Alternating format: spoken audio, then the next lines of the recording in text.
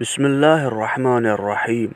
حضرت استاد حسین انصاریان اپنی آفیشیل ویب سائٹ پر علامات امام مہدی علیہ السلام کا ذکر کرتے ہوئے لکھتے ہیں کہ حضرت امام جعفر صادق علیہ السلام نے فرمایا کہ امام مہدی علیہ السلام کے ظہور کی علامات میں سے ہے کہ امام مہدی علیہ السلام جس سال ظہور فرمائیں گے اس سال زلزلے بہت زیادہ ہوں گے اور سردی بہت پڑے گی، اور آپ نے فرمایا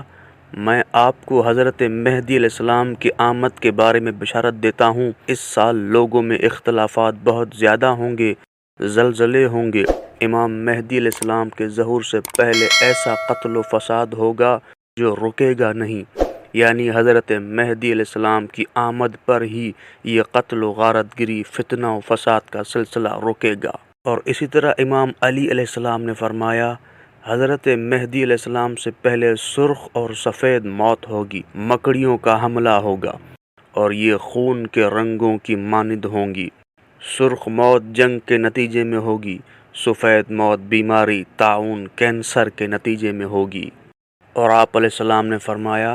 جس وقت اللہ تعالیٰ امام مہدی علیہ السلام کے ظہور کا ارادہ فرمائے گا تو ماہ صفر سے جنگ کا آغاز ہوگا جو اگلے سال کے ماہ صفر تک رہے گی،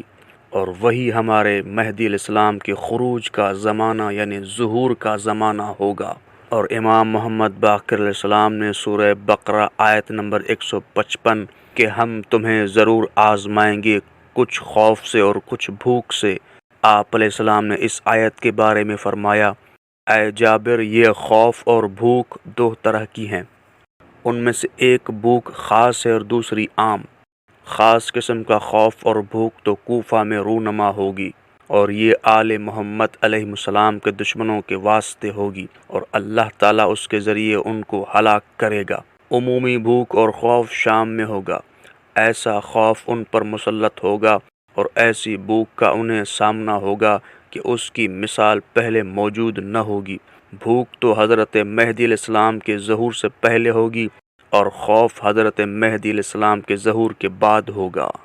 اور امام نے اسی بارے میں مزید فرماتے ہوئے فرمایا حضرت مہدی علیہ السلام جب ظاہر ہوں گے تو ہر گھر میں بہت ہی زیادہ خوف و ہراس ہوگا، لوگ زلزلوں سے دوچار ہوں گے، طاعون یعنی کینسر کی وبائی عام ہوگی، عرب کے درمیان سخت ترین جنگ و جدال ہوگا،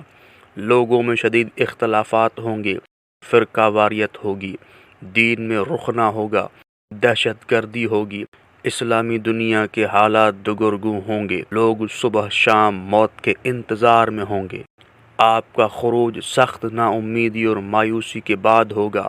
پس ان کے ناصران کے لیے خوشخبری ہے اور ان کے مخالفین کے لیے مکمل تباہی و بربادی ہے۔